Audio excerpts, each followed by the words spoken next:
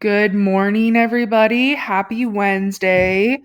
If you are in school, we are so happy to have you here and welcome. And if you're at home now, I hope you enjoyed getting to sleep in today. I'm so jealous of you. I have been waking up at 5:30 and I am pooped. So, today we're going to do a review over percents because I was looking back at the quiz and I noticed that a lot of people struggled with percents and students struggled with it when we did assignments 5.5 and 5.6. So, we're going to practice percents again. That way, we are solid and strong in our converting percents and our skills there.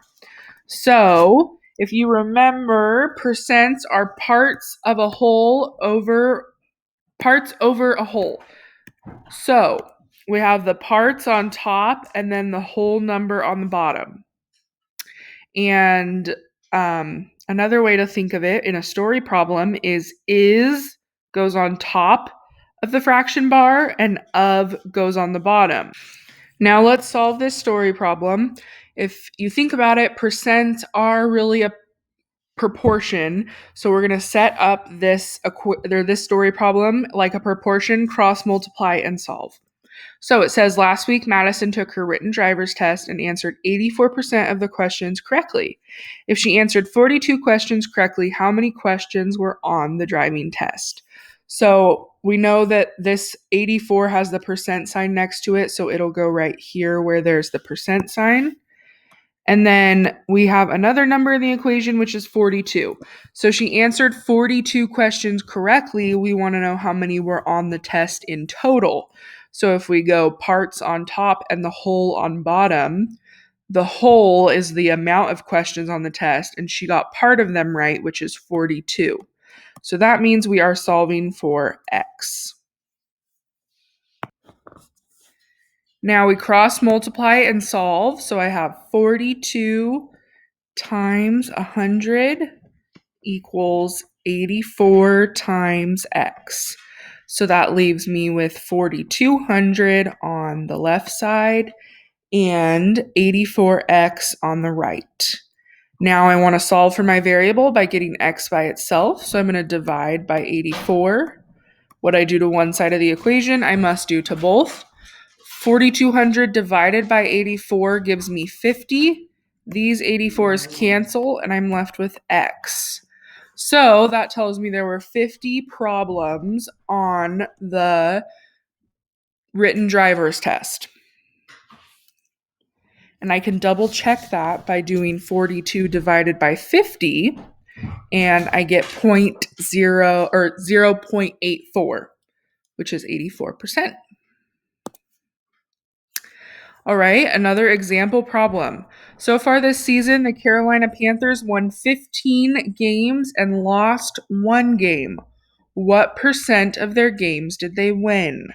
So remember, I'm going to set it up like a proportion. So I have my two fractions with an equal sign in the middle. And it says, so whenever I set up a percent proportion problem, I'm always going to have 100 over here on the right side and the bottom, and then percent, and then if we remember, parts goes on the top and whole goes on the bottom. So if they won 15 games and lost 1 game, I'm going to figure out how many games they played total by doing 15 plus 1, which gives me 16. So then it wants to know what percent of their games did they win. So when doing a proportion percent problem, 100 will always go right here. The percent will be on the top, and then parts goes on the top of the left fraction, and whole number goes on the bottom. So I'm going to fill it in by figuring out first the whole. So they played 15 plus 1 game. So they played 16 games total this season. So I'm going to put 16 here. They want to know how many they won. So the parts they won were 15. And then I'm solving for the percentage. Now I'm going to cross multiply and solve. So I have 15 times 100 equals 16 times x. 16 times x gives me 16x, and 15 times 100 gives me 1,500. Now I'm going to divide both sides by 16 to get x by itself.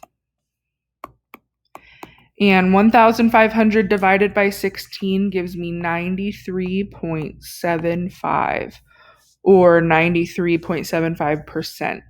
So the answer to this story problem is 93.75%.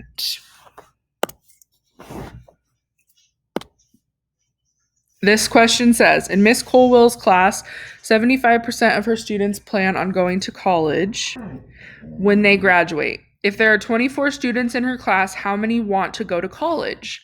So now I'm going to set up a proportion again. And I'm going to do 100% over here on the bottom. That will always be there. And then I have 75% and 24. So the percent, 75% will always go up here. And then remember, with our fraction, parts on the top, whole number on the bottom. So if there are 24 students in her class, how many want to go to college? So her whole class has 24 people, and we're trying to figure out how many of them will go to college. Now I'm going to cross multiply and solve. So I have 24 times 75 equals 100 times x. 24 times 75 gives me 1,800 equals 100x. Now I'm going to divide by 100 to both sides. And 1,800 divided by 100 gives me 18. The hundreds cancel, and I'm left with x. So 18 students in her class will go to college if 75% go to college. And last example question. Miss Wicklander's new shoes were on sale for 20% off. If they were originally $89.95, how much did I pay after the sale? So I can set up a proportion problem for this as well. I'm just going to have to do one extra step after the proportion to figure out my final answer. So, line, 100 goes over here. And then up here will always be my percent. So I find the number in the story problem next to the percent, which is 20. And the original price was $89.95. So that's going to go on the bottom because I'm trying to find 20% of that number. So if I solve this proportion, it'll give me 20% of $89.95. So I'm going to cross multiply and solve for x.